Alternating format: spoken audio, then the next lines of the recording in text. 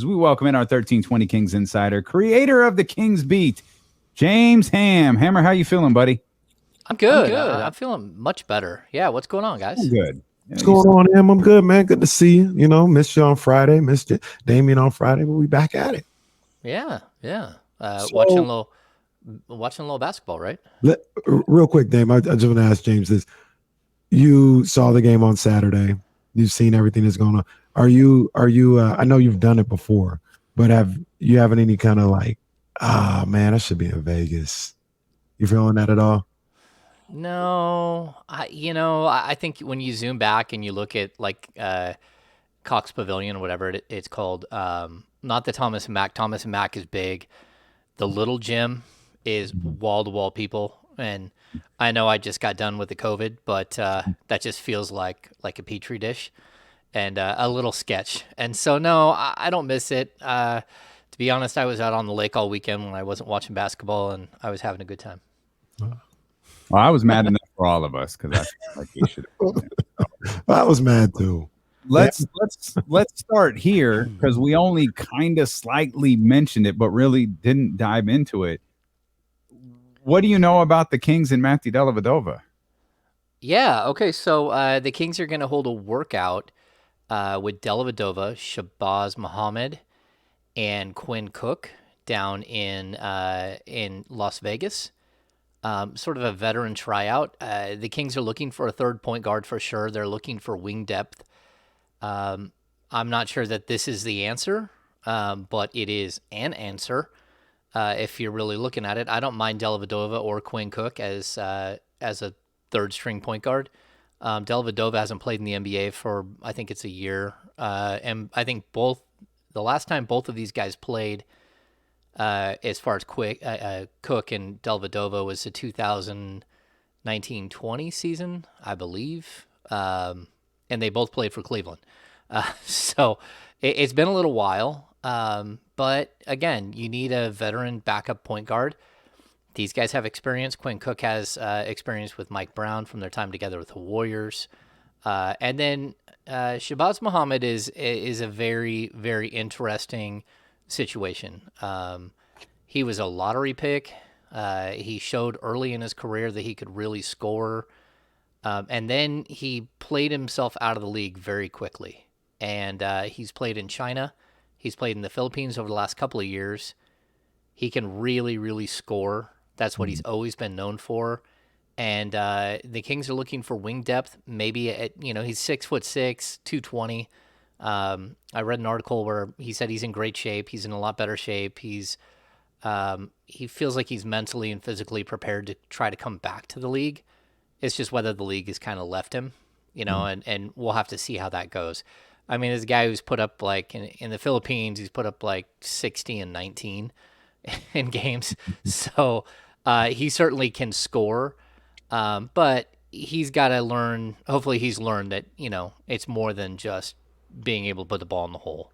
And that was kind of his issue the first time around. So they're going to hold a tryout. If they do bring any of these guys in, I would expect them to be on non-guaranteed veteran minimum deals. Maybe they get a little bit of cash up front to come to training camp and, $50K or something and guaranteed money. But then going forward, it would have to be, sort of a prove it and earn it situation. Mm-hmm. Maybe they work, maybe they don't. But the Kings still have 3 roster spots to fill. That Shabazz Muhammad, when you talk about those 3, that's the one that always stuck out to me. Like, wow, I didn't see that coming. That came out of nowhere. But like you said, and everybody else has said in the chat, I mean, that guy, he could score. If there's anything that he can do on this planet for the rest of his life, he's going to be able to get a bucket. That's for sure. So, it kind of fits a need with there. Quinn Cook, I like Quinn Cook better than Matthew Dellavedova, but Delly's tough.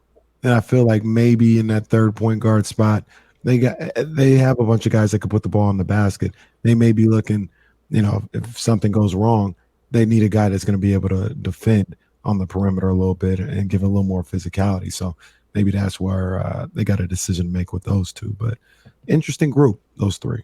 Yeah, and Dellavedova has been, when he was with the Cavs, a lot of people have said he was a player coach, and he did do a lot of good work as like a mentor and a player development guy. So I think there is that possibility where he just makes sense as a guy who, you got another coach on the floor type deal. When he would be forced into action, which wouldn't be very often. So I don't think any of these moves are going to change the direction of the Kings franchise, but they do have some holes to fill. So you might as well turn over every rock known to man. Yeah, and I think that was the line that stood out for quite a few for Monte McNair on the press conference on Friday when he said, we're not done. We're going to continue to try to improve this team. It turns out we thought he was talking about trading Harrison Barnes or perhaps Rashawn Holmes. He's in fact talking about Matthew Dellavedova, which that's an exciting prospect. And Quinn Cook was Stockton last year. What was that last year? Was that the year before? No, it was last year, but he never played a game. Like I tried to find his G League stats. He didn't play a game. So did he play signed the year before for Stockton, or did he just never play for Stockton? I feel like he played for Stockton, but maybe it wasn't last year. Maybe it was the year before. I'm sure. Like last year, he was on their roster for a bit of time, but I did not actually see any. I wasn't able to find any G League stats. Finding G League stats can be like it's weird. I don't know. They're not good about having stats or, you can find raw stats, but you can't find like per game stats. You can't find, breakdowns, box scores, stuff like that. It's very difficult to figure any of it out, what's going on there. Yeah, he's a guy that should be able to play. I mean, he's a career 40% 3-point shooter. I think he left the Warriors to sign a free agent deal with the Lakers, and then things just didn't work out. And sometimes it's that happens. And so it would be good to see a guy like that get back in the league and see if he can make his way. Jill Adds just tagged us in some Quinn Cook highlights, by the way. So we can't have stats, but we can watch Quinn Cook highlight videos. We've got those. Shout out to Ladge. 28 points against the Santa Cruz Warriors. I like Quinn Cook. I do. I like him. I just can't remember. Was that last year or was that year last year ago? That's what I can't remember.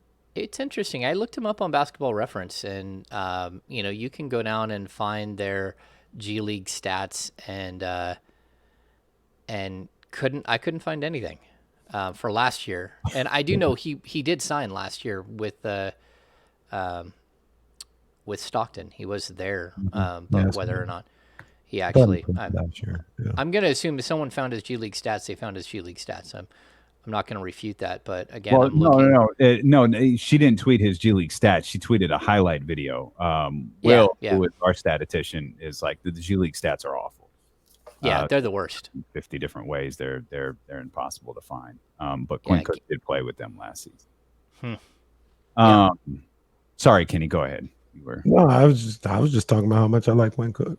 Now, I don't know where he fits on this roster, but if I wanted to make an argument for him fitting on this roster, seems like Monty is trying to get every shooter known to man to be with Sabonis and Fox, and Quinn Cook could shoot the ball. So he's only 29.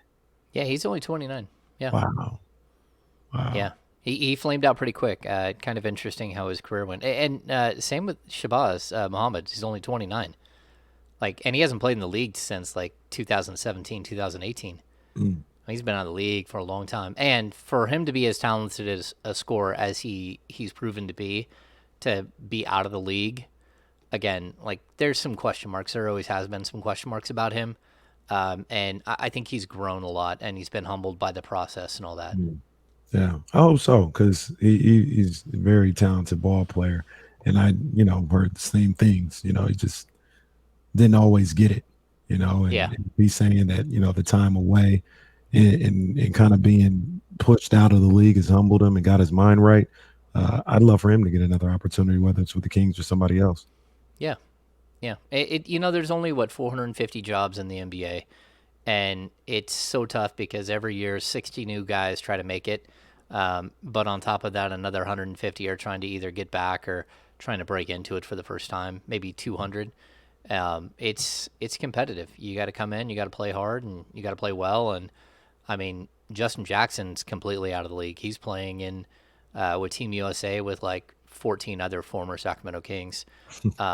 Yeah, it's like the entire roster is like Eric All Mika. drafted by Vlade Divac. Yeah. Well, that was weird, wasn't it? Vlade, like what's more strange, Vlade or 50 Cent? 50 sitting Cent way stranger. Way 50 Cent by a 50 mile. came out of nowhere.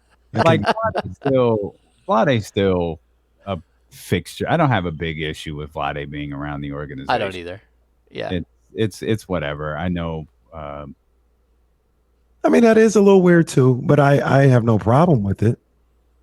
I think people just get too antsy. Oh, what's your line? Yeah, dude, it's Littlefinger, Vlade's Littlefinger. Like, no, I just think he's watching the team play basketball. Like, I don't think he's telling Mike Brown, what offense to run or lack of defense to play or telling Monty who he should have. I just think he's here watching the Kings play basketball, and I don't have a problem with it.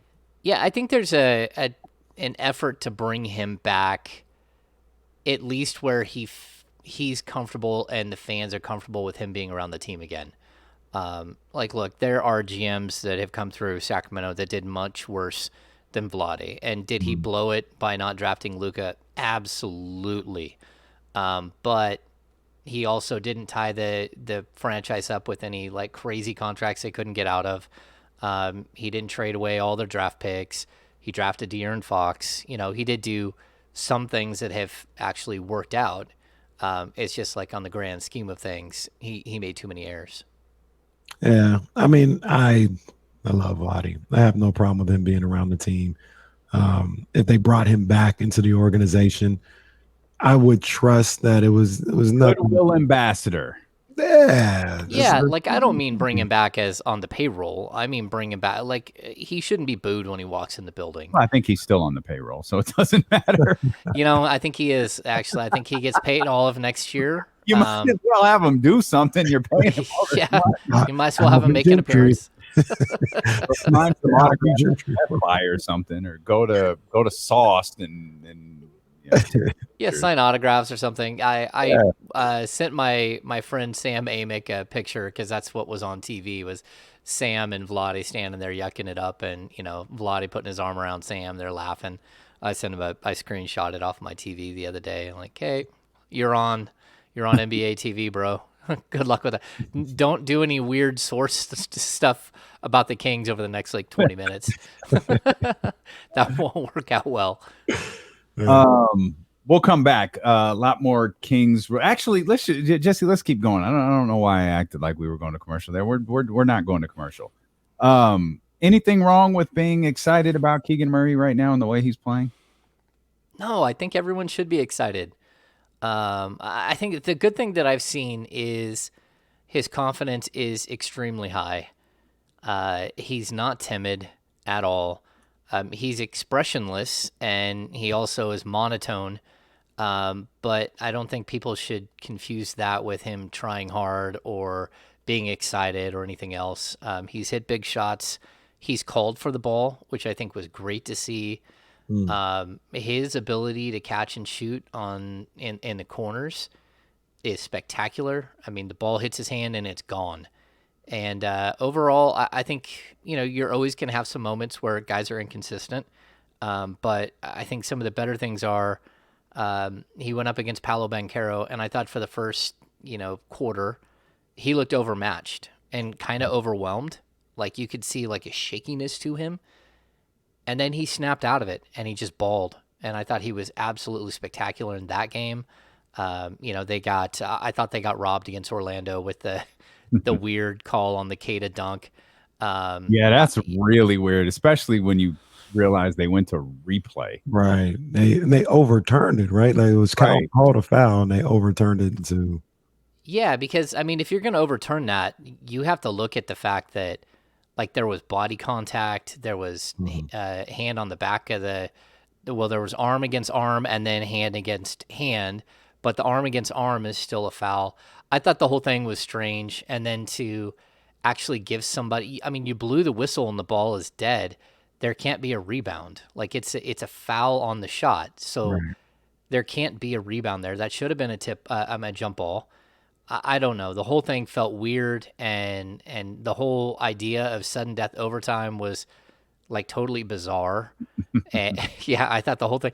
But the I fact don't that the think it was. Kings were able to score those 7 points, I mean those 6 points in 7 seconds, it was super fun. I thought that Jordy Fernandez has his team playing really hard in summer league, and if you're gonna be a young player and you're gonna get opportunities to take big shots in big moments like Keegan did right there and hit them, it's nothing but good things there. That it's absolutely great experience for him. Three things. Number one, I kind of like the sudden death overtime. Like when I think it was Paolo had the ball and they inbounded it to him. And I mean, it's just crazy. We're in Vegas, it's summer league or whatever. You see on TV, the crowd rises. Everybody gets on their feet and yeah, let's go. Cause it was sudden death. It was like, this might be it. That was pretty cool to see. Number two, more love from Paolo. It was a foul.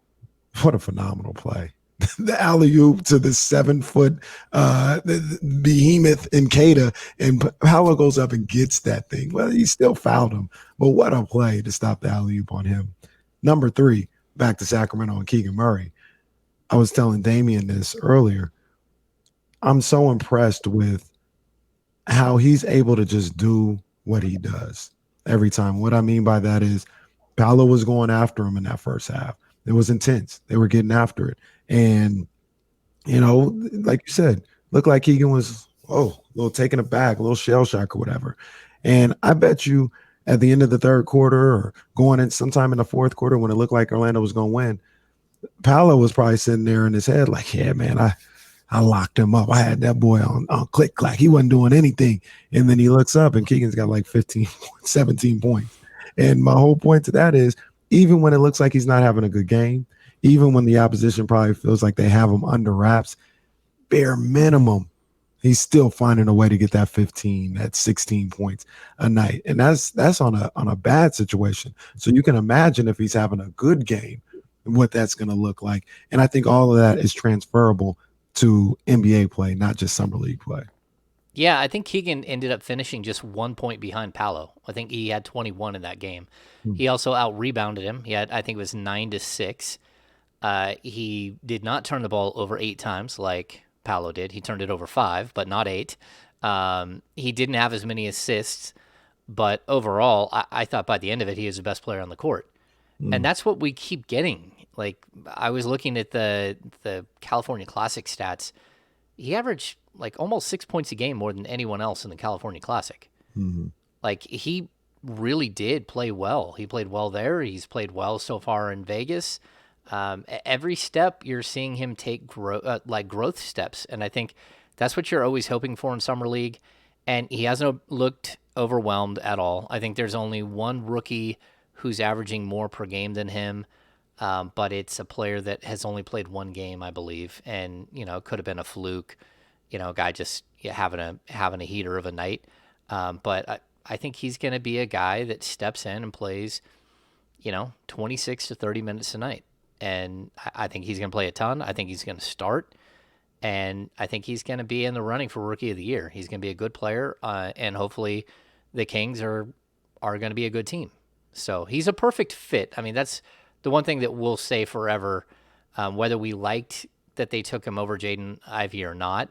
It's clear that he's such a better fit. And I love that they have him playing with Queta, because that's how he's going to play with a big like Queta. It just, an all-star version of Queta at the next level.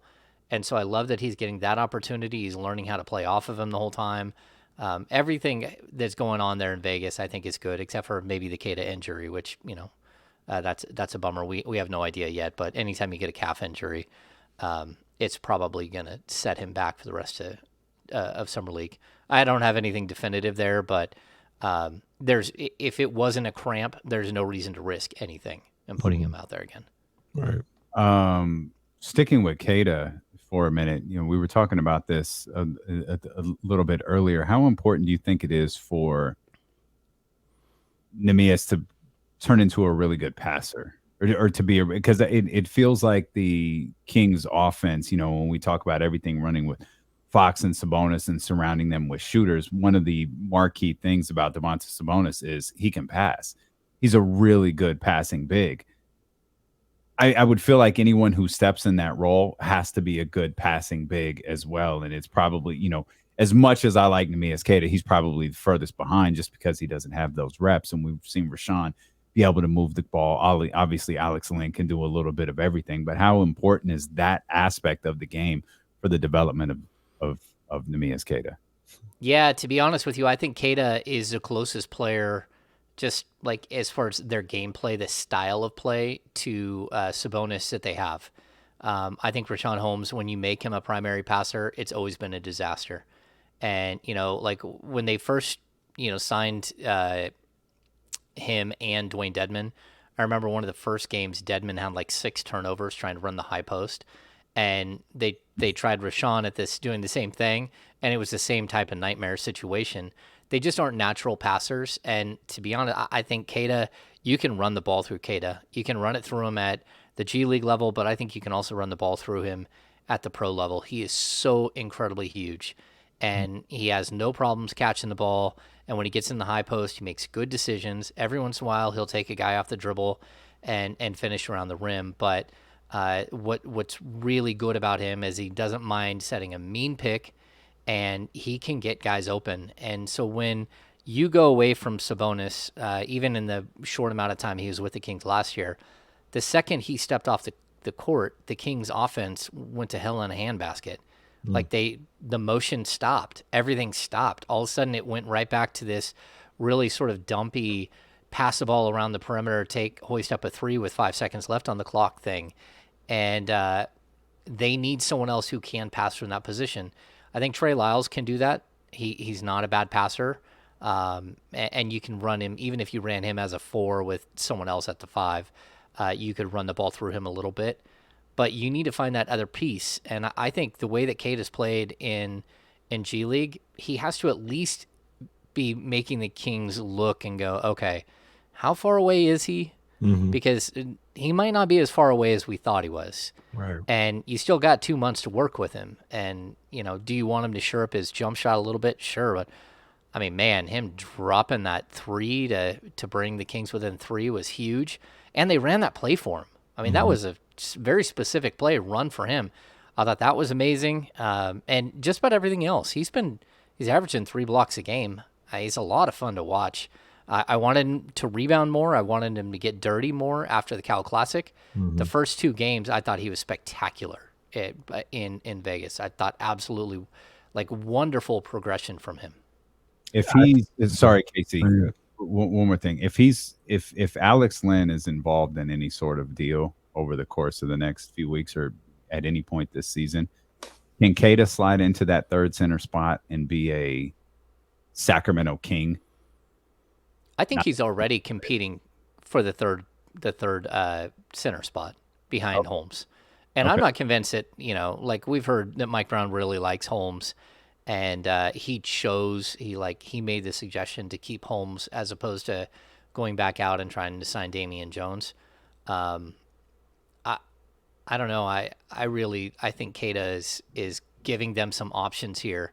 And he's still green. He's still going to make mistakes. At the NBA level, he's still going to pick up fouls left and right.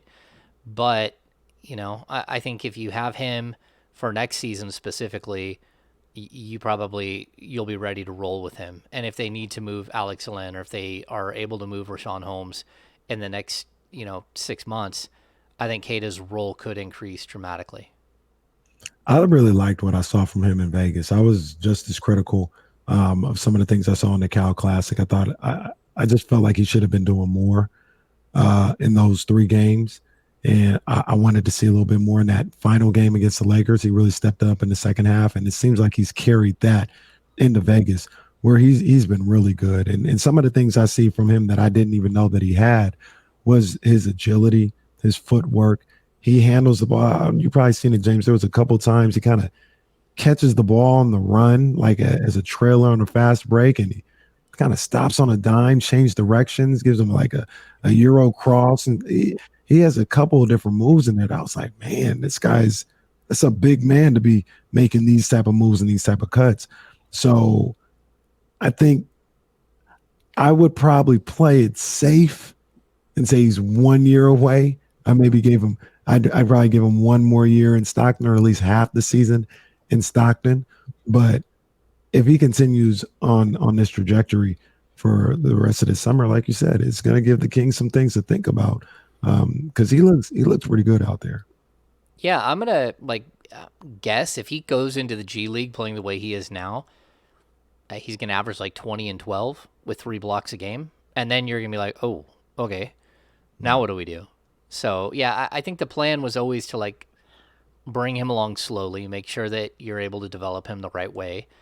But when you look at, where the Kings are at with their contracts with other guys, it does make sense. Alex Len being under his final year, and of course Holmes, we have no idea what's going to happen with Holmes, but as of right now, he's going to be on the roster, and so that might impede a guy like him getting on the floor. But I'd also like for the Kings to go find one of those crazy athletic, shot blocking, 3-point shooting, like super raw bigs, the skinny guys that fly all over the place, and kind of tuck him away and have him developing as well. Yeah. All right. Kate is the guy. Now tell me why Keon Ellis will be super effective this year. But he's the other guy I really, really like so far. Yeah, I think he's better every step of the way than you thought.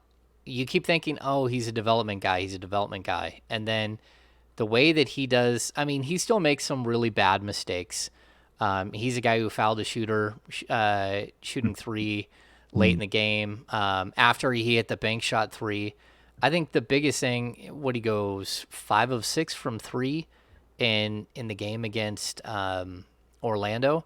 And then he was having a really bad offensive game the next game out, and he snapped out of it and finished with 15 points, like 6 assists, 3 steals.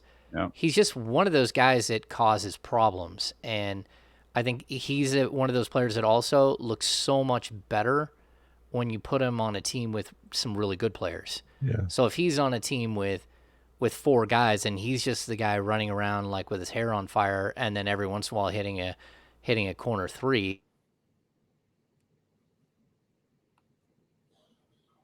Nope. No. I'm gonna interrupt him. I'm just wait till he unfreezes because I'm going to throw off his train of thought. It doesn't appear James will be unfrozen. That's all right. We'll step out. We'll come back. We'll thaw out James, who is frozen here on the screen. And there was a picture from Summer League this weekend with Steve Ballmer, Jerry West, and Kyrie Irving courtside at Summer League. But there was one other seemingly random individual in the middle of this picture.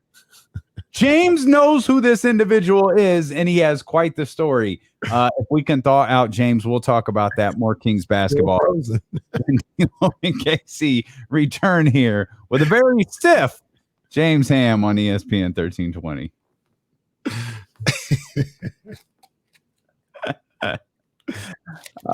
I don't love when that happens, but it kind of happened at the right time, and it's funny. It worked out. Every time. It worked out. White chocolate is here. Thank you, Jason. We love to have you on the show. Really, really love to have you. Snap out of it, James. Oh, man. There he is. He's thawed out. We thawed out James Ham. Stupid Wi-Fi.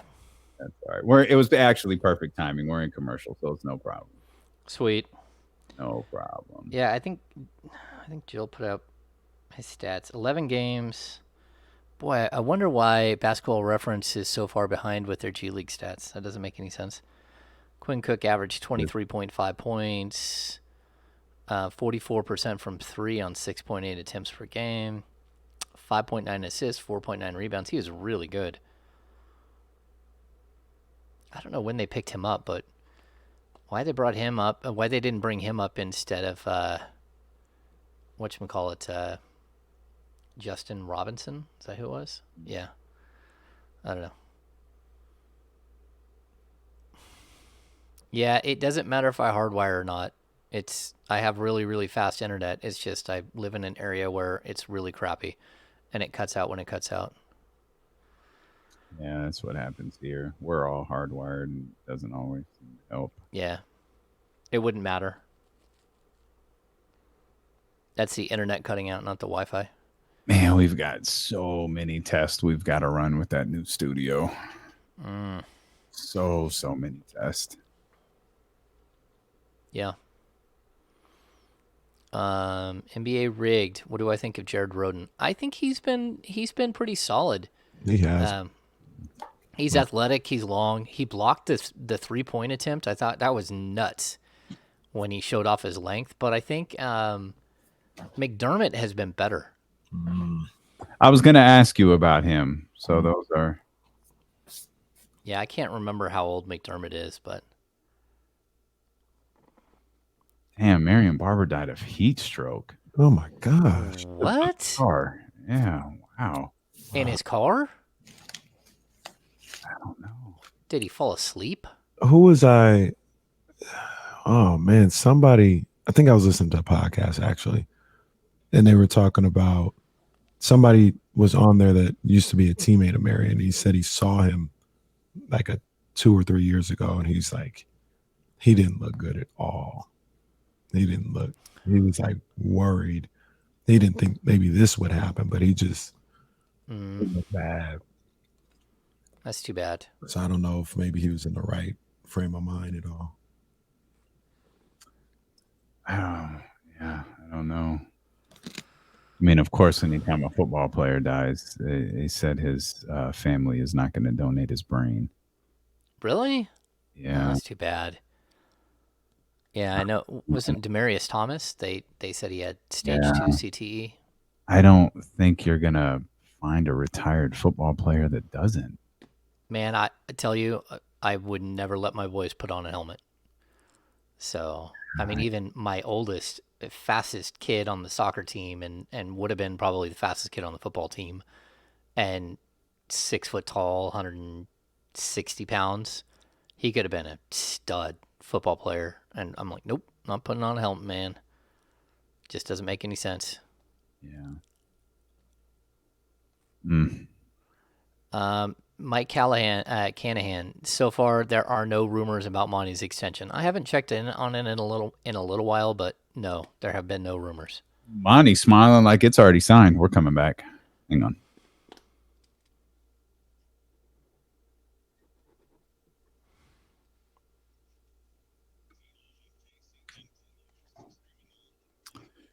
Streaming live on the Odyssey app, live on 1320 AM, live on twitch.tv/ESPN1320 and youtube.com/ESPN1320. Let's just go ahead and bring that last question during the commercial break here to the air. You started to elaborate on it as we were coming back. We joked earlier, Monte McNair is smiling like he's already got a contract extension. Have you heard anything about Monty's long-term future with Sacramento? No. It's been quiet. I'll get in and I'll do some research this week. You never know; those things tend to change pretty quickly, especially once we get past the first week of free agency, and things have kind of calmed down at this point. Of course, the Kings brass is in Las Vegas right now. They're going to hold these tryouts for some veteran players, so they are busy still, but I think a lot of that could get handled, if it's going to get handled, in like the next 6 weeks, because there's this void that's coming up between like middle of July to the end of August where not a whole lot is happening, and that's when you make a lot of moves like that. Man, for my money, he's earned it. He's earned an opportunity to see this thing through with what he's been able to build in the last couple of weeks, man. And if you want to go further back, the Sabonis trade, all this other stuff, I'm not. He probably should have had one before this anyway, but I mean, he's put something together here in the last couple of weeks. It may not be done, where he should be able to have another year or two to see this thing through. Yeah, I've always said that. Like, he's got to be given a longer leash here, especially to make like franchise-altering moves. I mean, he just traded, a first-round pick, but somewhere between 2024 and 2026. So you let him tie up a bunch of your picks. Last year, you let him trade away, like up-and-coming young star in Halliburton. Like there's a point where you need to make a commitment. You just let him hire a coach for 4 or 5 years. So like at what point do you make a commitment to the guy? And I think it's kind of been a weirdness about this team, why they haven't done something like that. And it's something that should be easy to remedy. Then again, like he doesn't make a huge amount of money from what I know compared to a lot of other GMs. And maybe he wants to say, hey, look, if you guys want to wait, that's fine. And then I'll be a free agent next summer. And if I don't like my situation here, maybe I'll be able to go get a bigger and better job, especially if I do something crazy like take a 16-year playoff drought and flush it down the toilet. So, if you're Monty, you get to a certain point where it's like, okay, maybe I'm okay not having an extension. Maybe I'm okay with this thing getting figured out and down the road and me not having to worry about it right now. And because he's going to be a guy who can go get a job, whether it's as an assistant or get another GM job down the road. I'm pretty sure he's done enough here. I mean, that's the Joe Flacco move right there, right? Like, I know people aren't going to like the comparison to Joe Flacco because it's Joe Flacco, but he didn't sign the contract the Ravens put in front of him, and he went out there and won the Super Bowl. Right. And then if you're the Ravens, you had to pay him. You paid him this massive deal. In for Monty, it's not win the NBA Finals. It's not win the Super Bowl. It's make the playoffs. That's the Super Bowl. Like, that's the ultimate bet on yourself move to where, we say it all the time. Kenny says it all the time. Yesterday's price is not today's price. And all of a sudden, like, that's why when we talked about the contract stuff, like out the gate, it's like, oh, this is weird. And part of me still wonders, is Monty like, hold on, just wait, especially if he is one of the lower paid general managers in the league. He could look at this like, let me get through this year. Let me show you what we're doing. And then, by the time who knows, they could be in contention in February, make the playoffs, make the play-in, be above 500, be significantly better than last year. And he's got a ton of leverage to get a deal that he feels is more suiting to what he's brought to this organization. Yeah, that, and you look around the league and it's nothing but former Daryl Morey guys, right? So the league is very, very heavy on the Daryl Morey. Which is very weird, by the way. Yeah. Yeah, there's some weirdness to it. There's a reason for it and all that stuff. But my point, though, is that there's a lot of guys out there who are friends with Monte McNair that worked with him for years in Houston that are now general managers in Philadelphia or Chicago or, like all over the league. So if he does decide that this isn't a place for him, or if the Kings decide that this isn't a place for him, he's got so many different avenues. So I wouldn't worry about it as much if I'm Monty. If I'm the Kings, I would probably be trying to get a deal done because he has proven himself. And at some point, you got to stick with a plan, and mixing and matching GMs and coaches and all that stuff. It's a fool's errand. So these guys just continuously do the same, like, just downright incompetent things. And like, maybe at some point they'll snap the cycle of like they're inept. And ineptness. Yeah, they'll snap the cycle of just like chaos and stupidity and do something that makes sense for the franchise. Until they do that, I'm not gonna guess that they will. And so it is what it is. It's this franchise, this ownership group, they most of the time can't get out of their own way. So, it makes sense that we would be talking about this right now. After all that's happened and all the moves that have been made, we're still talking about this right now. Right. And to be fair to the Kings and everything, they could very well be planning to get this done, and they could say, hey, let's just wait till after summer league and we'll iron some things out. So we don't know. It could be in the works or whatever the case, but we haven't necessarily heard anything, but we don't know what their plan of action is going to be. I would say banking on anything for the Kings to do anything normal would be like, that's just that would be a silly bet. Silly bet. Yeah. Unfortunately, you're 100% correct. Yeah. To some of the things that we've seen on the court, though, with this summer league, and we obviously talked about Keegan Murray, we talked about Queta. Are there some other guys that are kind of catching your eye out there? Because I think there's Keon Ellis. We talked about him a little bit, but I mean, there's a couple guys that I talked about earlier. I'd love to see stay in the organization. You know what I mean? That doesn't mean they're going to be in Sacramento, but if you can find a way to keep them in the program, keep them in the organization, I'd be all for that. Yeah, I mean, I like a handful of guys. I think a lot of people aren't in love with Frankie Ferrari, but he's a guy who's going to be a steady hand. And so why not? He's a guy that makes a lot of sense if you need someone to run your G League team. There are moments where I love Matt Coleman and other moments where I just want to like push him off the court. He is a guy who's infuriating, and I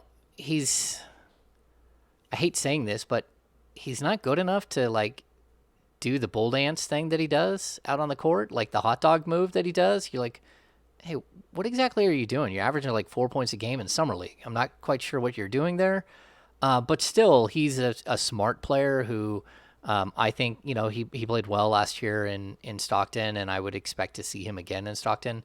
Sean McDermott, I like O'Connell. He's been fun to watch. I'm getting pretty deep in the list before I hit who was it that we talked about, the small forward that's Roden. played the Roden. Yeah, I'm okay with Roden. I'm not like super overly impressed. Like I'm not overly impressed with Horn either. But Roden has done enough where I at least would like to see more of him. And I think he's done that for the Kings too, because all of a sudden he's starting. He's the fifth starter on this team, and he's been getting good minutes. Outside of that, there's players on other teams that look like pretty good that I would start chasing and maybe giving some opportunities to. So that's, Summer League is fun. It really is. Is McDermott on there? Because I like McDermott. Yeah, I like McDermott, and he's a guy who's got some NBA experience. He's on a 2-way contract with Memphis. I like him. I mean, I was surprised he took like a huge shot to the head, and I thought he was going to be out with like concussion protocol stuff. And then boom, he gets up and like starts hitting threes everywhere. So I thought he was fun. He was scrappy, and I think a lot of it is coaching. And I think like the guys who are putting together this roster, the Paul Johnsons, the Phil Jabors, those guys, like they've done a good job of putting a competitive, sort of mature team together that can actually support Keegan and help him do some of the things that you want him to do at the next level. Give him a taste. While Frankie Ferrari, I'm never going to confuse him with De'Aaron Fox. He's still a guy who likes to go fast and who likes to take guys off the dribble. Like a Ferrari? Yeah, exactly. Thank you, ladies and gentlemen. Yeah. I mentioned something. You were frozen at the time I mentioned this, James. Oh. So I'll reset this and bring this back to you. You mentioned how much fun Summer League is. And one of the more fun photos that came out of Summer League was the Clipper contingent. Steve Ballmer with shorts, high socks, and tennis shoes, sitting next to Jerry West, and Kyrie Irving within seating distance as well. But there is a tall, bald gentleman in between them. So it's Jerry, Steve Ballmer, Jerry, because we're good friends. It's Jerry West, Steve Ballmer, tall, bald gentleman, Kyrie Irving. James sends me this tweet and says, hey, ask me about this on Monday because I know who the tall, bald gentleman is. James, who is this guy who might be brokering a deal that gets Kyrie Irving to the Los Angeles Clippers? There it is. Okay, so I'm not going to say his name because, there are reasons I'm not going to say his name. But he is a huge Sacramento Kings fan and a huge, huge NBA fan in general. Jerry West, one of his idols, very, very glad he got to sit like right by Jerry West and actually have a conversation.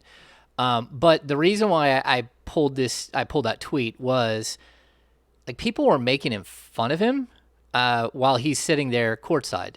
And first of all, people should understand that he could afford to sit courtside and you can't. So he got to sit right next to Steve Ballmer and right next to Kyrie. But for as much as this gentleman and not Steve Ballmer with his shorts and his very high white socks is beyond me. It's really Yeah. LA. Yeah. Ballmer gives billionaire I don't give a F vibes with everything that he wears. Yeah, exactly. So I'll just say this, like Steve Ballmer brought you things like the Zoom Isn't that what, like, the little audio player device that no one actually bought? Uh, Kyrie Irving believes that the Earth is flat and completely destroyed a franchise because he wouldn't get vaccinated this season. The guy in the middle, this is why I wanted to bring this up. He's one of the most amazing human beings I've ever met. So he happens to be an eye doctor, and he's local, not super local, but around the Sacramento area. Mm-hmm. And for years, he has flown to underdeveloped countries, and he'll fly in on a 3-day weekend. And an organization like Doctors Without Borders will have set up a clinic for him. And he'll go in and work like 36 hours straight with people who have never seen an eye doctor in their life because it's underdeveloped third world nation stuff. He'll go in and he'll literally give people sight back. Glaucoma patients, children with eyesight issues, whatever it is. And it's so bad in some of the locations he goes to that he can only fix one eye on a person who's blind because he has too many patients to fix. And then he hopes that he'll get back there at some other time. But he'll fly in, he'll literally work like 36 hours straight just giving people sight. And he's an absolutely spectacular human being who loves Summer League and who loves, when I go to Summer League, he takes me and my buddies out to a nice steak dinner and we all hang out and we talk basketball. But he's one of the good people who shouldn't be made in fun of on the internet. Maybe save that for Zach Wilson and his situation. But as far as he goes, like, that dude right there should be applauded and not become an internet meme, especially when he's sitting next to the flat earth guy and the crazy guy who screams at everybody and is literally a walking meme wearing tube socks halfway up his legs. So that's just... Jerry West is the normalest one in the yeah. And perhaps the young man next to him and the cameraman as well. And let me be perfectly clear. I ain't gonna make fun of Zach Wilson either. Let's be clear about that. I ain't making fun of him. He making money moves. I mean, we don't know. I mean, it's always good to know more of the story, right? So, but so this guy, you say he's I mean, he's an eye surgeon. Yeah, but he's from Sacramento. He's a Kings fan, and he's a Kings fan. He's a Sacramento area guy. With the Jerry Wesses and the Steve Ballmers of the world, huh? And Kyrie. Yeah, and he's an amazing dude that should be applauded. And I'm sure he just laughed it off because he's tall, he's a big guy, he has no hair. It's not like you're telling him something he doesn't know. But he's Is definitely. He ever at Kings games? What's that? Is he ever at Kings games? Yes, he's at Kings games, and he's also he used to be a super active member of like the Kings community boards and stuff. He was a very active member. Just a flat out good dude. So, yeah. So he's bringing Kyrie to the Clippers? Is that the moral of the story? Well, I hope he doesn't bring him to Sacramento. Maybe that's what it is. Maybe they planted him there to talk him out of ever coming to Sacramento. You got me. This Kyrie thing is this Kyrie KD stuff is going to go on for a really long time. And the frustrating thing about that is we keep hearing how the KD thing specifically is holding up other things that might want to go on around the league. So it's like, and specifically, I'm thinking something the Kings might want to do is being held up by this KD thing, like a bunch of other teams. And I'm like, get this thing done. So this Kings, I'm impatient. So this Kings team can get together. Like, if you're making a move, let's make a move. Yeah, I think the league is being held hostage at this point because the Nets are going to want so much. And they're also... Brooklyn, we're trying to trade Harrison Barnes. What are you guys doing? Yeah, they're working on like 3 or 4 fronts at the same time, right? So it's one of those deals where these things are very complicated. And I fully see the Kings involved in a 3-way trade, a 3 or a 4-team trade. I totally see that as a possibility going forward. We even saw Sabonis kind of mention it, that this whole thing is being held up by these guys, and he doesn't think that that Kevin Durant is coming to Sacramento, but like he wouldn't mind it. No one would. He said, and didn't he say something like, "What, KD? Oh no, nobody's coming to Sacramento." Yeah. Well, there's at least he's realistic. Something. Yeah. Am I reading Trista's tweet right? I didn't get this alert. They're benching Paolo tonight? Oh wow. I don't know. Adam needs to call Orlando and be like, hey, guys, no, you're not. Trista wrote Orlando benching Paolo in his showdown against Chet makes it look like they're hiding him when there's nothing to hide. If I were Paolo, I'd be furious. And yep, there's the push notification right there. Paolo Banchero won't play tonight versus the Oklahoma City. Wow. Oh man, people traveled all the way to Las Vegas just to see this. Yeah, that's a heck of a matchup, man. That's a bummer. He's good. Like as soon as I watched him play, what you said, Kenny, he really does look like Carmelo. Got that mellow. Like he's just a bigger Mello. Yeah, he makes the same. Like he gets his big body, he like lays into you, and then uses that to push off and get his fall away going. Yeah, he's impressive. He's gonna be fun. I like watching him. I would have liked to see him to play today against Chet. But I will say this in defense of the Magic, maybe, or this ain't Paolo because Paolo will play.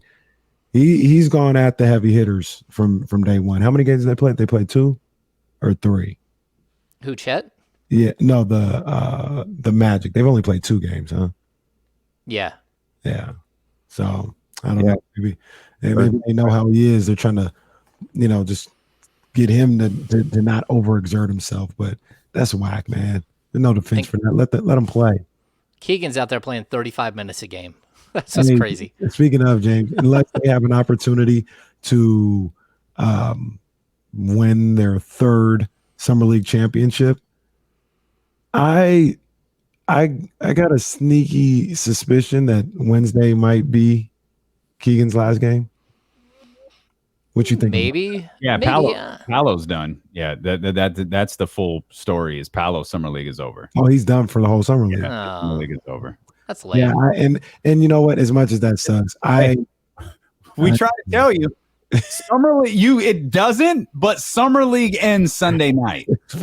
If you ever have the opportunity to go to Summer League, you go Thursday, you leave Sunday. Yeah. You don't need to be there Monday. You don't need to be there moving forward. And many franchises feel the exact same way. And look, I was just saying this to myself. That's why I brought it up to James. I was looking at the schedule, and Kings don't play till Wednesday. Maybe we'll see him one more time against Chet. Then I saw they played Phoenix after that. I was like, I honestly don't need to see Keegan anymore, to be honest with you.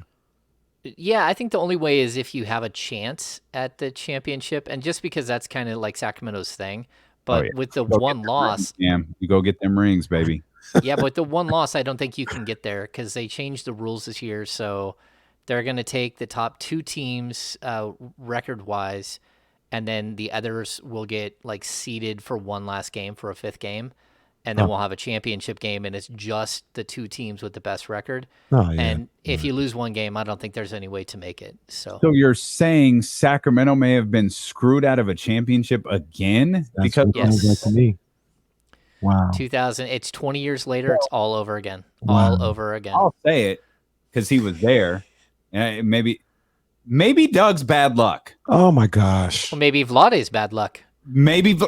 Maybe anything associated with that team is bad luck. Whose side are you guys on? Oh, Bobby Jackson was there too. I don't know what you're talking about. Get him out of there. You got to get them all out of there. Where was Mike Bibby? Yeah, where's the rest of them? Weight somewhere. Yeah, he's lifting weights and such. Probably pressing a car. He's doing it somewhere in Vegas because everybody was in Vegas, but the Las Vegas screw job. The Sacramento Kings lost their opportunity to the Kings didn't. The Magic didn't screw the Kings. The Kings screwed the Kings. That's a damn shame. That's a damn shame. That's James Ham. Head over to the KingsBeat.com. Become a subscriber to the newsletter. Again, that's kingsbeat.com. You can also become a subscriber to the podcast here on the Odyssey app on Apple, Spotify, Google Play, whatever it is. Make sure you